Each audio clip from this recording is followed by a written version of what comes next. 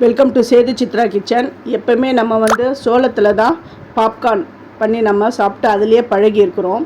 இப்போ ஜவ்வரிசியில் நான் பண்ணியிருக்கேன். அது எப்படின்னு பாருங்கள். இது ரொம்ப கிறிஸ்பியாக, அதாவது சோளத்தில் பண்ணுற அந்த பாப்கார்னை விட இது நல்லா கிறிஸ்பியாக இருக்கும். இதுக்கு வந்து ஜவ்வரிசி நான் எடுத்திருக்கேன். இந்த பெரிய பெரிய ஜவ்வரிசி தான் எடுத்திருக்கேன். இது எல்லா மார்க்கெட்லேயும் எல்லா கடைகள்லேயும் கிடைக்கும். இது உப்பு, தூள் உப்பு தான் நான் எடுத்திருக்கேன். கடாயை வந்து ஹீட் பண்ணிவிட்டு இந்த தூள் உப்பு அதில் சேர்த்துட்டு இந்த உப்பு வந்து ஒரு 10 நிமிஷத்துக்கு நல்லா ஹீட் பண்ணணும். நல்லா ப்ரீ ஹீட் பண்ணி வச்சுக்கோங்க.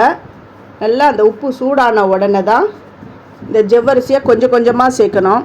நீங்கள் சின்ன சின்ன ஜவ்வரிசி இருந்தால் கூட அதில் கூட பண்ணலாம், நம்ம இஷ்டம்தான். அதுக்காக வந்து நீங்கள் வந்து நைலான் ஜவ்வரிசி, அந்த குட்டி குட்டி ஜவ்வரிசிலெல்லாம் பண்ணிடாதீங்க. மாவு ஜவ்வரிசியில் பண்ணலாம். பாருங்க, இதை போட்ட உடனே அந்த சூட்லேயே டக் டக்கு நல்லா பொரிஞ்சு வந்துடுது. இது பண்ணுறதுக்கு மிஞ்சி போனால் ஒரு 10 நிமிஷத்துக்கு மேலே ஆகாது. அந்த உப்பை வந்து ப்ரீ ஹீட் பண்ணி வச்சுட்டு அப்புறமா இந்த ஜவ்வரிசியை சேர்த்து கடன்னு வறுத்து எடுத்துடலாம். சில பேர் எண்ணெயில் அப்படியே பொரிப்பாங்க, அப்படி கூட செய்யலாம். எனக்கு எண்ணெய் வேண்டாம், அதனால் நான் இந்த உப்புலேயே நான் பொரித்து எடுத்துடுறேன்.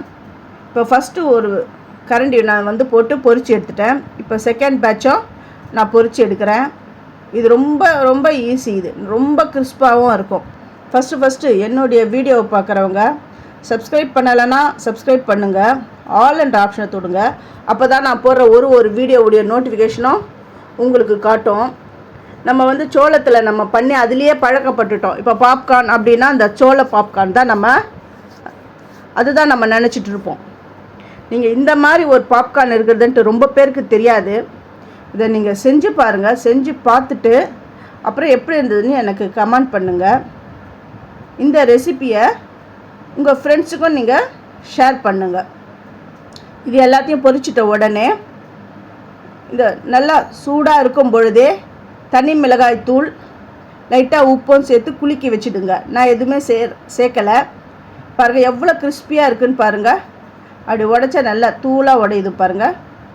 நீங்கள் ஒரு தடவை இதை ட்ரை பண்ணுங்கள். ட்ரை பண்ணிவிட்டு எனக்கு வந்து கமெண்ட் பண்ணுங்கள் எப்படி இருந்ததுன்னு. தேங்க்யூ.